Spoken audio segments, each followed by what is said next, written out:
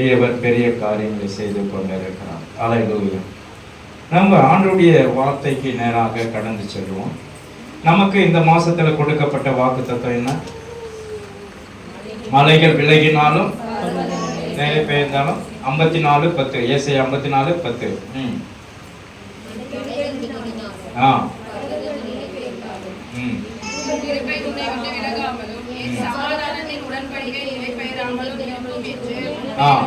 மனதுருகிற கர்த்தர் சொல்லுகிறார். கர்த்தருடைய நாமம் மகிமைப்படும்படியாக கர்த்தர் நம் மீது மனதுருகி இருக்கிறார். நாம தான் ஆண்டவர் மேல அன்பு வைக்கிறார். அல்லேலூயா. ஆண்டவர் மேல நம்ம அன்பு வைத்தால் கர்த்தர் நம்மை ஆண்டவரை எல்லாவற்றிலும் ஆசீர்வதிக்க அவர் வல்லமை உள்ள தேவனாய் இருக்கிறார். தேவன் விரும்பும் ஆவியை எனக்கு தரணும். எல்லாம் சொல்லி ஜெபிக்க. தேவன் விரும்பும் ஆவி. எல்லாரும் சொல்லி ஜெபிப்போமா? ஆண்டவரே, நீர் விரும்பும் ஆவி எனக்கு தந்தருளும். நீர் விரும்பும் ஆவி எனக்கு தந்தருளும் ஆண்டவரே. அல்லேலூயா. கர்த்தருடைய நாமம் மகிமைக்காக ஸ்தோத்திரம். Spirit of God. ஆண்டவரே, நீர் விரும்பும் ஆவி. இயேசுவே, உம்முடைய நாமம் மகிமைக்காக பெரிய காரியங்கள் செய்யும். எல்லாவற்றிலும் உடைய கரம் கூட இருக்கட்டும் சுவாமி. இயேசுவின் நாமத்திற்கு தான். 2 கொரிந்தியர் புஸ்தகம் 2ஆம் அதிகாரம் 9ஆம் அதிகாரம். 2 கொரிந்தியர் 9ஆம் அதிகாரம் 7-6-7 வாசிங்க. இன்னும் நான் சொல்லுகிறது என்னவெனில், சிறுக விதைக்கிறவன் சிறுக அறுப்பான், பெருக விதைக்கிறவன் பெருக அறுப்பான். அவனவன் விசனமாயும் அல்ல கட்டாயம் அல்ல, தன் மனதில் நியமித்தபடியே கொடுக்க கடவன். உற்சாகமாய் கொடுக்கிறவனிடத்தில் தேவன் பிரியமாய் இருக்கிறார். ஆண்டவர் உற்சாகமாய் கொடுக்கிறவனிடத்தில் தேவன் என்னவா இருக்கிறாரோ? பிரியமாய் இருக்கிறார் என்று வேதம் சொல்லுகிறது. அல்லேலூயா. ஆண்டவருடைய நாமம் மகிமைக்காக ஸ்தோத்திரம். அல்லேலூயா. பெரிய காரியங்களை கர்த்தர் செய்து கொண்டு இருக்கிறார். ஒவ்வொருக்குள்ள அல்லேலூயா ஒரு உற்சாகம் வரணும். ஆண்டவருக்கு நாம் கொடுக்கும் போது பெரிய ஒரு மாற்றம் வரணும். ஆண்டவர் ஒரே பேரான குமாரனை உலகத்திற்கு அனுப்பி இவ்வளவாய் உலகத்தில் அன்பு கூர்ந்தார் என்று வேதம் சொல்லுகிறது. எப்படி? இவ்வளவாய் அன்பு கொண்டா. அவர் ஒருத்தருக்கு நம்ம ஒரு பிரைஸ் கொடுக்கணும் அப்படின்னா என்ன அர்த்தம்? வேண்டா இருப்பான் உங்ககிட்ட பேசாத இருக்கிறவங்களுக்கு நீ பிரைஸ் கொடுப்பியா? பிரியமா இருக்கிறவங்களுக்கு பிரைஸ் கொடுப்பா. என்ன பண்ணுவீங்க? பிரைஸ் கொடுப்பீங்க. அதே போல ஆண்டவர் இந்த உலகத்துல உங்கள் மேல் பிரியமா இருக்கிறார். அவர் நமக்கு பிரியமா இருக்கிறதுனால தான் ஒரே பேரான குமாரனை அனுப்பினார். ஒரே பேரான குமாரனை அனுப்பி இவ்வளவாய் அன்பு கொண்டார். உலகத்தின் மேல அன்பு கொண்டார். இந்த தேவன் அவர் மீது நீங்க அன்பு கூறணும் அப்படின்னா என்ன பண்ணணும் சொல்லுங்க. ஏற்கனவே நம்ம சங்கீத புஸ்தகத்தில் பார்த்தோம். பலியை அல்ல கீழ்ப்படுதல மேலானது என்று சொல்லப்பட்டிருக்கிறது. இதுல அப்போஸ்தலர் பவுல் சொல்றாரு, சிறுக விதைக்கிறவன் சிறுக அறுப்பான், பெருக விதைக்கிறவன் பெருக அறுப்பான். விசுவாசிக்கிறீங்களா? அடுத்த வசனம் வாசிங்க. விசனமும் அல்ல கட்டாயமும் அல்ல, தன் மனதில் நியமித்தபடி கொடுக்க கடவன். உற்சாகமாய் கொடுக்கிறவனிடத்தில் தேவன் பிரியமாய் இருக்கிறார். விசுவாசிக்கிறீங்களா? ஆண்டவருக்காக தம்மை அர்ப்பணிக்கிறவனிடத்துல தேவன் பிரியமாய் இருக்கிறார். இன்றைக்கு பிரியமானவர்களே, கர்த்தர் உங்களுக்கு பிரியப்படணும் அப்படின்னா கர்த்தர் உங்களுக்கு ஆசீர்வதிப்பார். மலையின் மேல் போய் மரங்களை வெட்டி நீங்கள் ஆலயத்தை கட்டுங்கள், அதன் மேல் நான் பிரியமா இருக்கிறேன் என்று சொன்னார். இன்றைக்கு கர்த்தருடைய பிள்ளைகளை ஆண்டவர் உங்களுக்கு உற்சாக ஆவியை கொடுக்க வேண்டும். எந்த ஆவி வேண்டாம்? உற்சாக ஆவி. சொல்லுங்க, உற்சாக ஆவி எனக்குள்ள வரணும். உற்சாகமாய் கொடுக்கிற ஆவி. உற்சாகம்னா என்ன சொல்லுங்க? சந்தோஷமாய் கொடுக்கணும். ஆண்டவருக்கு சந்தோஷமாய் கொடுக்கும் போது அந்த ஆவியை ஆண்டவர் ஊற்றுவார். பரிசுத்த ஆவியானவர். விசுவாசிக்கிறீங்களா? சந்தோஷமாய் கொடுக்கிறவருக்கு ஆண்டவர் பலன் அளிப்பார். ஒரு பிசினஸ்மேன், அவரு சபைக்கு போகாதவர், அவர் ஜெபிக்கிறார். ஜெபம் எப்படின்னா அவருடைய மனசுல ஆலோசனை, நான் எப்படியாவது பெரிய ஆளாகணும்னு ஒரு மன யோசனை. மன யோசனைனால அவர் பெரிய ஆளா ஆயிட்டார். ஒரு பெரிய பிசினஸ் பண்ணிட்டார்.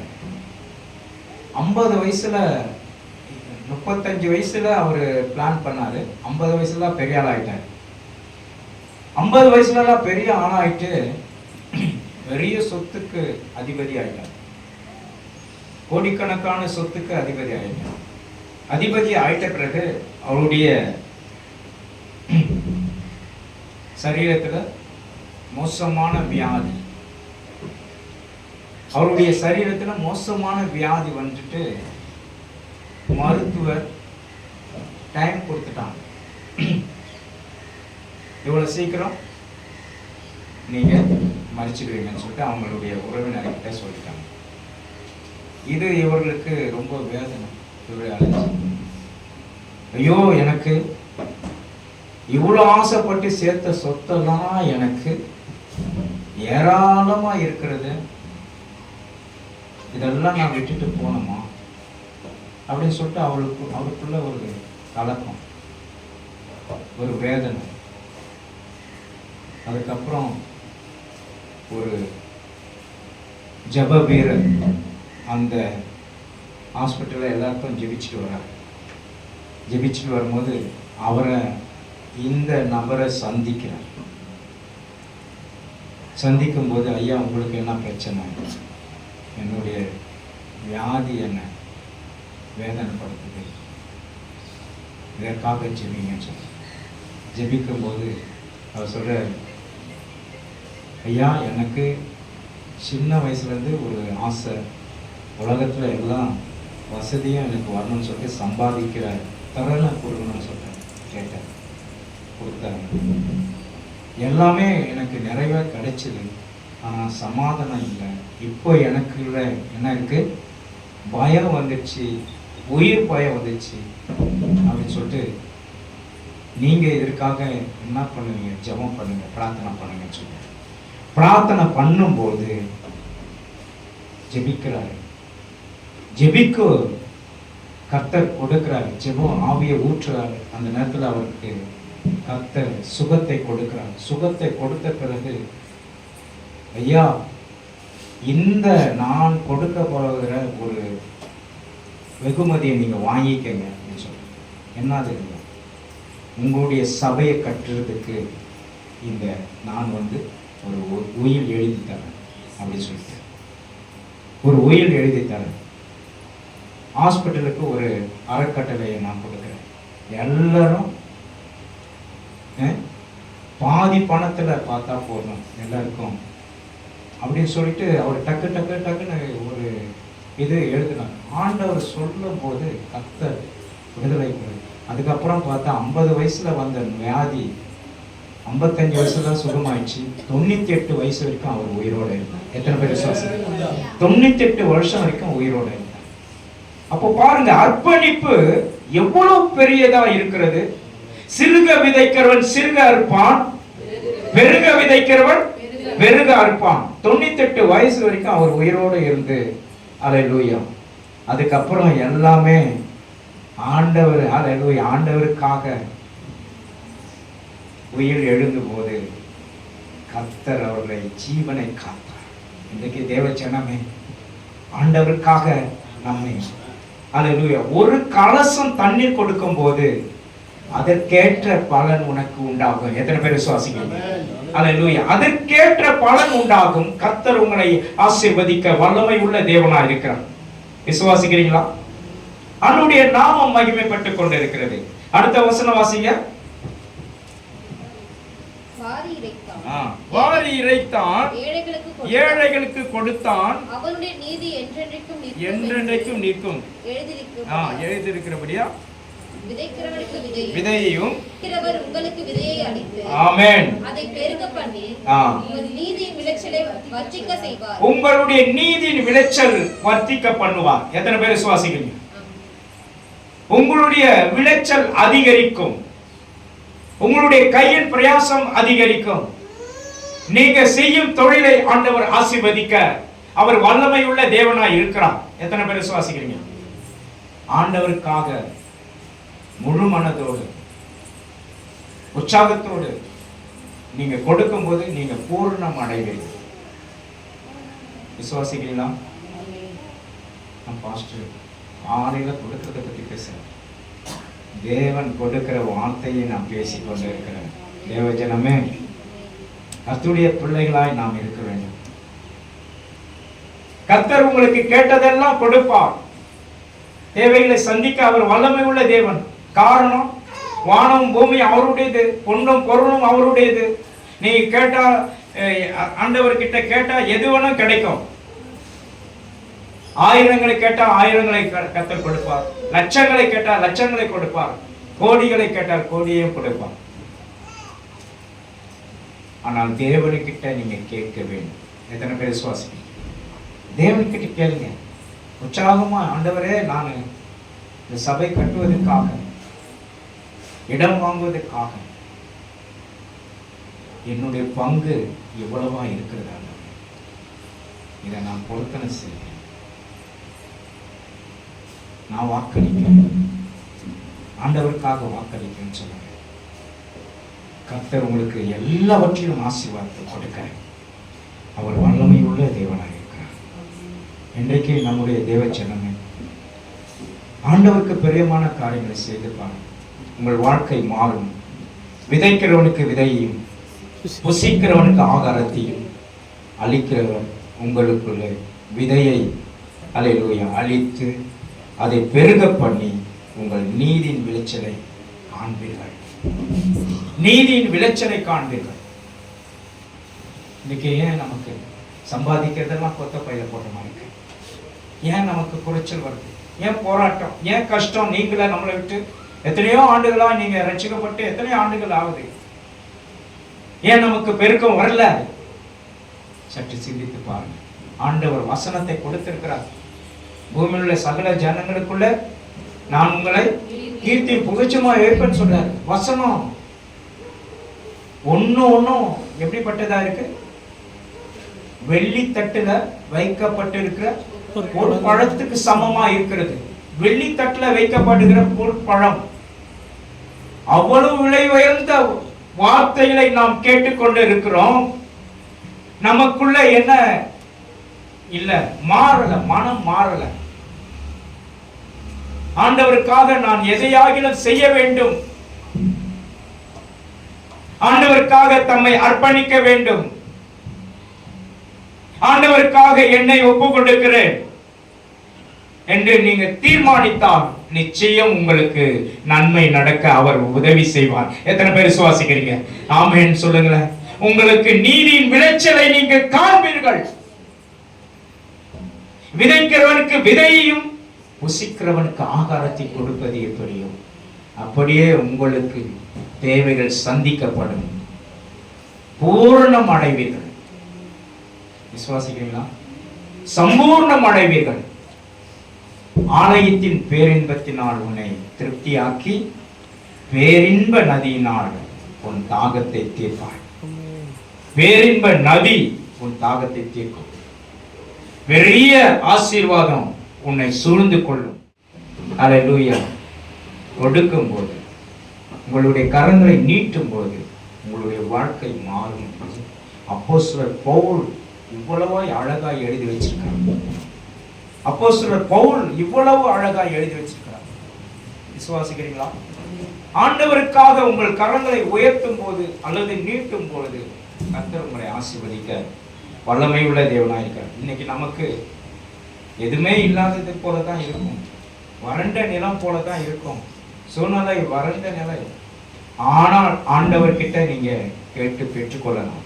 வாக்கு தத்தங்கள் உண்மையுள்ளவைகள், வாக்கு மாறாதவர். ஆண்டவர் உங்களுக்கு எல்லாவற்றையும் கொடுக்க அவர் வல்லமை உள்ள தேவனாய் இருக்கிறார். வாசிப்போம். 11வது வசனம் வாசிங்க. தேவனுக்கு ஸ்தோத்திரம் உண்டாத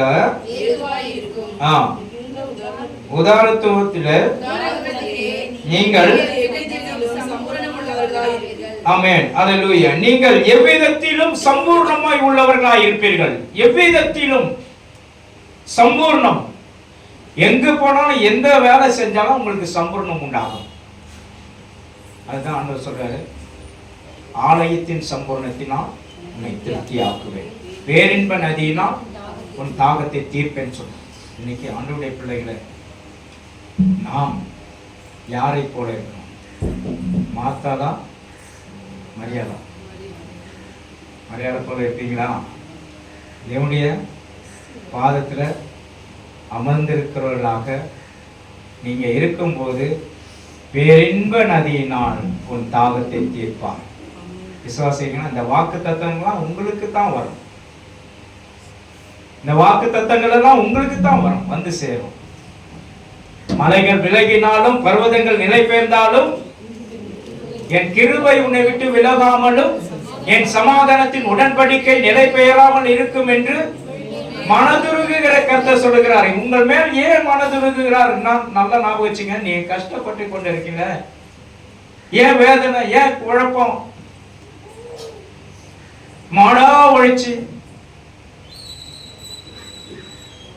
எப்படி ஓடா தேய்ந்து கொண்டிருக்கிறான். மாடு உழைப்பு 12 மணி நேரம் உழைக்கும், ரெஸ்ட் எடுக்காத உழைக்கும், ஒரு நாள் லீவ் போடாத ஓடுறோம். ஆனா நம்ம எப்படி இருக்கிறோமா? ஓடா தெரிஞ்சிட்டு இருக்கோம். ஏன் இப்படிப்பட்ட? போன வாரம் கூட சொன்னேன், ஏன் பொத்த பையில போடுறோம்? நம்ம சம்பாதிக்கிறது எல்லாம் பொத்த பையில போடுற மாதிரி. சம்பாதிக்கிறது பொத்த பையில போடுறதுக்காக சம்பாதிக்கிறோம் அப்படின்னு சொல்லிட்டு போன வாரம் உங்களுக்கு சொன்னேன். ஞாபகம் இருக்கா? சம்பாதிக்கிறத பொத்த பையில போடுறோம். ஆனா ஆண்டவருக்காக நீங்க ஏவுதலின்படி இது விசனமும் அல்ல, கட்டாயமும் அல்ல. ஆண்டவருக்காக நீங்க செலுத்துகிற காணிக்கை, செலுத்துகிற தசம பாகங்கள், செலுத்துகிற இந்த கட்டிட நிதி உங்களுக்கு அல்லேலூயா அது சம்பூர்ணத்தை கொண்டு வரும். எத்தனை பேர் விசுவாசிக்கிறீங்க? சம்பூர்ணத்தை கொண்டு வரும். கர்த்தர் உங்களை கொண்டு பெரிய காரியங்களை செய்ய அவர் வல்லமை உள்ள தேவனாய் இருக்கிறார். எத்தனை பேர் விசுவாசிக்கிறீங்க? அல்லேலூயா. ஆவியிலே நாம் களி கூற வேண்டும். பரிசுத்த ஆவியின் அபிஷேகத்தை நாம் பெற்றுக்கொண்டு இருக்கும் போது இதெல்லாம் பெருசா தெரியாது. பரிசுத்த ஆவியானவர் உங்களை நடத்துவார், ஆவியினை நடத்துவார். வாரி இழைத்தான், ஏழைகளுக்கு கொடுத்தான், அவனுடைய நீதி என்றென்றைக்கும் நிற்கும் என்று எழுதியிருக்கிறபடி ஆண்டவர் நிச்சயமாய் ஒவ்வொருவருக்கும் நீதியை ஆண்டவர் வர்த்திக்க பண்ணுவார். இன்றைக்கு தேவ ஜனமே, ஆண்டவருடைய பிள்ளைகளாய் வாழ்வதற்கு நம்மை அர்ப்பணிங்க. கர்த்தர் உங்களை ஆசீர்வதிப்பார். இரண்டாவதாக நாம் பார்க்கும் பொழுது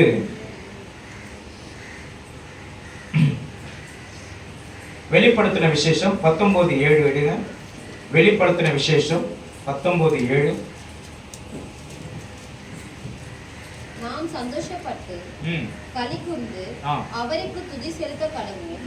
ஆமென். நாம் சந்தோஷப்பட்டு களி கூர்ந்து அவருக்கு துதி செலுத்த கடவுள். அல்லேலூயா. ஆண்டவருடைய நாமம் மகிமைக்காக ஸ்தோத்திரம். அல்லேலூயா. ஆண்டவருடைய ஆவி, பரிசுத்த ஆவியானவர் உங்களை களி கூற வைக்கிறார். முதலாவது கொடுக்கிற ஆவியை ஆண்டவருக்கு எடுத்துக்கொண்டோம். இரண்டாவது தேவனை மகிமைப்படுத்துகிற ஆவி உங்களுக்குள்ளே வர வேண்டும். எத்தனை பேர் விசுவாசிக்கிறீங்க? அப்போ மகிமையின் ஆவியானவர் உங்களுக்குள்ள வந்துட்டா எந்த விதத்திலும் உங்களுக்கு கஷ்டங்கள் வராது, சூழ்நிலைகள் மாறும், சோதனைகள் மாறும், எல்லா தடைகளையும் நீக்குவார். அல்லேலூயா. மகிமையின் ஆவியானவர் உங்களோடு பிரவேசித்துக் கொண்டு இருக்கிறார், பேசிக் கொண்டு இருக்கிறார். வாசிங்க மறுபடியும் அந்த வார்த்தையை. நாம் சந்தோஷப்பட்டு, நம்ம எல்லாரும் சந்தோஷப்படணும், சந்தோஷமா இருக்கணும். அப்போஸ்தலர் பவுல் அடிக்கடி சொல்றாருல, சந்தோஷமா இருங்கள், சந்தோஷமா இருங்கள், களி கூறுங்கள் சொல்றாரு. இன்னைக்கு நம்ம எவ்வளவுதான் சம்பாதித்தாலும் சந்தோஷம் இல்லை நம்ம வாழ்க்கையில. எவ்வளவுதான் ஓடி ஓடி உழைத்தாலும் சந்தோஷம் இல்லை. பிள்ளைகளோட சமாதானமா இல்லை. ஆனா ஆண்டவர் சொல்றாரு, உன் பிள்ளைகளின் பிள்ளைகளை காண்பாய். அல்லேலூயா. அப்போ ஆண்டவருடைய வார்த்தையை நாம் எப்படிப்பட்டதா இருக்கு? வீணில வழங்கி கொண்டிருக்கிறோம். உங்களுடைய இருதயத்துல பதித்துக் கொள்ளுங்க. ஆண்டவர் சொல்றார், இவ்விதமாய் தேவனுக்கு பிரியமானவர்கள், கர்த்தருக்கு பயந்தவர்கள் ஆசீர்வதிக்கப்படுவார்கள் என்று சொல்லப்பட்டிருக்கிறது. வாசிங்க 4வது வசனம், 128 சங்கீதம், 128வது சங்கீதம் 4ஆம் வசனம். இதோ கர்த்தருக்கு பயப்படுகிறவர்கள் இவ்விதமாய் ஆசீர்வதிக்கப்படுவான். அடுத்தது, ஆசீர்வதிப்பார், எருசலேமின் வாழ்வை காண்பாய் என்று சொல்லப்பட்டிருக்கிறது. பிள்ளைகளின் பிள்ளைகளையும் இஸ்ரவேலுக்கு உண்டாகும் சமாதானத்தை காண்பாய். இஸ்ரவேலுக்கு உண்டாகும் சமாதானம் எப்படிப்பட்டது? எப்பேற்பட்ட ஆசீர்வாதம்! ஆண்டவர் கொடுக்கப்பட்ட வாக்குத்தத்தங்கள்லாம் பொய்யா நிறைவேறும். எத்தனை பேர் விசுவாசிக்கிறீங்க? கர்த்தர் பெரிய காரியங்களை செய்ய அவர் வல்லமையுள்ள தேவனாக இருக்கிறார். கர்த்தர் கொடுக்கப்பட்ட ஆசீர்வாதத்தை நீங்கள் பெற்றுக்கொள்ள வேண்டும் என்றால் சந்தோஷமா இருக்க வேண்டும். கர்த்தருடைய ஆசீர்வாதத்தை பெற்றுக்கொள்ள வேண்டும் என்றால் அதன்படி நடக்க வேண்டும், கீழ்ப்படிய வேண்டும். காதுல கேட்கிறது மாத்திரமல்ல, அதன்படி நடந்து கீழ்ப்படிஞ்சு பாருங்க, உங்க வாழ்க்கை மாறும். விசுவாசிக்கிறீங்களா? தேவனுக்காக நம்மை அர்ப்பணிங்க. கர்த்தருடைய சமூகத்துல களி கூற ஆண்டவர் வைப்பார். பாருங்க 3வது வசனம் வாசிமா. அதுல 128 உன் மனைவி வீடோரங்களில் கனிதரும் திராட்சை செடியை போலவும் ஒலிவ மர கன்றுகளை போல இருப்பார்கள். எல்லாரும் நிம்மதியா இருப்பாங்களாம், எல்லாரும் சந்தோஷமா இருப்பாங்களாம். ஒவ்வொரு குடும்பத்துல பிள்ளைகளுக்கு பிள்ளைகள், தாய் தகப்பன், பேரண்ட்ஸ் கூட சண்டை வந்துன்னு இருக்கும். நிறைய சின்ன பிள்ளைங்களா இருந்தா பிரச்சனை இல்லை, எல்லாரையும் அடிச்சு நீங்க உட்கார வச்சுருவீங்க திறந்து வச்சு. ஆனா பெரிய பிள்ளைங்களை ஆயிட்டா அப்படின்னா அவங்கள என்ன பண்ண முடியாது, அடிக்க முடியாது, சண்டை வந்துன்னு தான் இருக்கும், பிரச்சனை வந்து. ஆனா இதுல சொல்லப்பட்டு இருக்கிறது, பிள்ளைகள் ஒலிவ மர கன்றுகளை போல திகழ்ந்திருப்பார்கள், பந்தியை சுற்றிலுமாய், பந்தியை சுற்றிலுமாய் ஒலிவ மர கன்றுகளை போல திகழ்ந்திருப்பார்கள். அப்போ பாருங்க, அந்த பந்தி உங்க வீட்டுல இருக்கிற மேசையோ அல்லது நீங்க எல்லாரும் உட்கார்ந்து சாப்பிட்டு நேரத்தை செலவழிக்கிறது எப்படி இருக்கு? தனித்தனியா சாப்பிட்டு எல்லாம் மூஞ்சி திரும்பி பார்க்காத போய் செல்போனோட உங்களுக்கு நீங்க உறவு வச்சுக்கிறது நல்லா இருக்குமா? இல்லை தாய் தகப்பனோட பிள்ளைகள் சாப்பிட்டு உட்கார்ந்து இருக்கிறது நல்லா இருக்குமா? சொல்லுங்க. நாங்களாம் எங்கள் வீட்டில் இந்த காலத்தில் எல்லாரும் ஒரு பெரிய ஒரு தைசாவில் சாப்பாடு இருக்கும். நாங்கள்லாம் உட்காந்து எல்லாருக்கும் எங்கள் அம்மா போட்டு கொடுப்போம். நாங்கள்லாம் உட்காந்து சந்தோஷமாக பரிமாறி சாப்பிட்டு சந்தோஷமாக இருப்போம். இப்போவும் அப்படிதான் நாங்கள் செய்யணும். எல்லாரும் ஒரே டைம்ல சாப்பிடுவோம். நமக்கு மன மகிழ்ச்சி வேணும்னா தேவனை மகிமைப்படுத்தி கொண்டே இருக்கணும். எத்தனை பேர் விசுவாசிக்கிறீங்க? தேவனை துதித்துக் கொண்டே இருக்கணும், தேவனை ஆராதித்துக் கொண்டே இருக்கணும். கர்த்தருக்கு தன்னை அர்ப்பணிக்கும் போது உங்கள் வாழ்க்கை மாறும். ஹல்லேலூயா. அதுதான் தாவீது சொல்றாரு, நான் எந்நேரமும் தேவனை ஸ்தோத்தரிப்பேன் என்று சொன்னார். அப்போஸ்தலர் பவுல் சொல்றாரு, எப்போதும் நான் அவருக்கு ஸ்தோத்திரம் பண்ணி கொண்டே இருக்கிறேன்னு சொல்றாரு. எத்தனை பேர் விசுவாசிக்கிறீங்க? ஆண்டவர் பெரிய காரியங்களை செய்யணும் அப்படின்னா நம் வாழ்க்கையில தேவனுக்கு தன்னை அர்ப்பணிங்க. கர்த்தர் உங்களை கொண்டு பெரிய திட்டங்கள் வச்சிருக்கார். மூன்றாவதாக பார்ப்போம், நீதிமொழிகள் புஸ்தகம் 22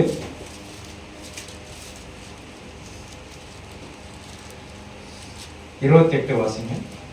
உன் பிதாக்கள் நாட்டின பூர்வ எல்லையை குறியை மாற்றாதே. பிதாக்கள் நாட்டின பூர்வ எல்லைக்குறியை மாற்றாதே. அடுத்தது வாசிங்க. வேலையில் ஜாக்கிரதையாய் இருக்கிறவனை நீ கண்டால் அவன் நீசருக்கு முன்பாக நில்லாமல் ராஜாக்களுக்கு முன்பாக நிற்பான். ராஜாக்களுக்கு முன்பாக நிற்பான். அல்லேலூயா. அப்ப பாருங்க, பூர்வ எல்லைக்குறியை மாற்றாதே. 27வது வசனம் வாசிங்க. செலுத்த உனக்கு ஒன்றும் இல்லாதிருந்தால் நீ படுத்திருக்கும் படுக்கையையும் அவன் எடுத்துக்கொள்ள வேண்டியதாகுமே. ஆமென். அல்லேலூயா. பாருங்க, ஒன்றும் இல்லாதவர்களுக்கு நீங்க உதவி செய்யணும். தெரியாதவர்களுக்கு உதவி செய்யுங்க. தானம் தர்மம் பண்றது நல்லது. விசுவாசிக்கிறீங்களா? தானம் தர்மம் பண்றதுக்கு நல்லது. போன வாரம் ஒரு சகோதரி, அதாவது அவங்க ஊருக்காரங்க, அவங்களுக்கு சுகர்னால கால் எடுக்கப்பட்டிருக்கு. சுகர் கால் எடுக்கப்பட்டதுனால அவங்களுக்கு வருமானம் இல்லை, பொருளாதாரத்தில் மிகவும் கஷ்டப்பட்டு கொண்டிருக்காங்க. போன வாரத்தில் நான் 2வது ஆராதனை சொன்னேன். ஃபர்ஸ்ட் ஆராதனை சொன்னேன்னா இல்லை, 2வது ஆராதனையில சொன்னேன், இந்த மாதிரி கொடுங்க. ஒவ்வொருத்தர்கிட்ட அவங்க கலெக்ட் பண்ணி அவங்களுக்கு கொடுத்துட்டு இருக்காங்க. அப்போ ஒவ்வொருத்தருக்கும் இப்படிப்பட்ட சூழ்நிலை இருக்கும்போது நம்ம கொடுக்கணும். அவங்க வியாதிப்பட்டு இருக்கும்போது நம்ம அவங்கள பார்க்கணும். அவங்கள போய் ஹாஸ்பிட்டல்லையோ இல்லை வீட்லேயோ போய் சந்திச்சுட்டு வாங்க. சும்மா நச்ச போய் பாருங்க, அது நல்லது. எத்தனை பேர் விசுவாசிக்கிறீங்க? அல்லேலூயா. நம்ம கொஞ்சம் கூட ஒரு ஐக்கியம் இல்லாத இருக்கிறோம்.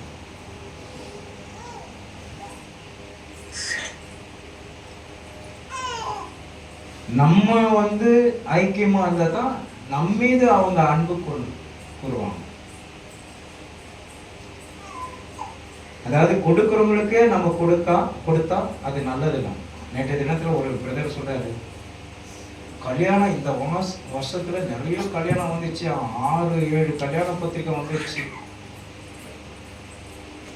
அவங்க என்னுடைய லிஸ்ட் எடுத்து பாக்குறேன், அவங்க யாரெல்லாம் எவ்வளவு வச்சிருக்கிறாங்கன்னு பாக்குறேன். எல்லாருக்கும் 1000 ரூபாய் 2000 ரூபாய் வச்சிருக்காங்க. இப்போ நான் அவங்களுக்கு திரும்பி செய்யறேன். திரும்பி செய்யறதா அது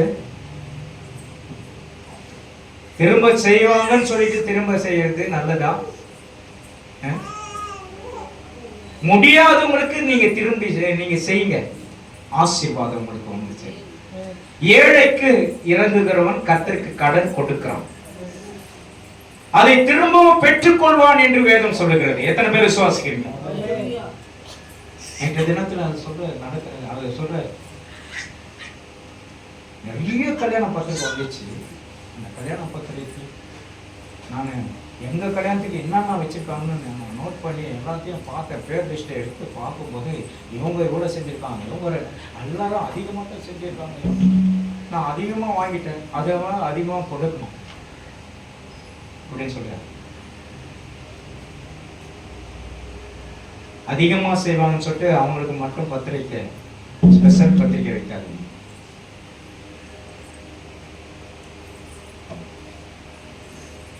அதுவா தேவனுடைய நீதி? சொல்லுங்க.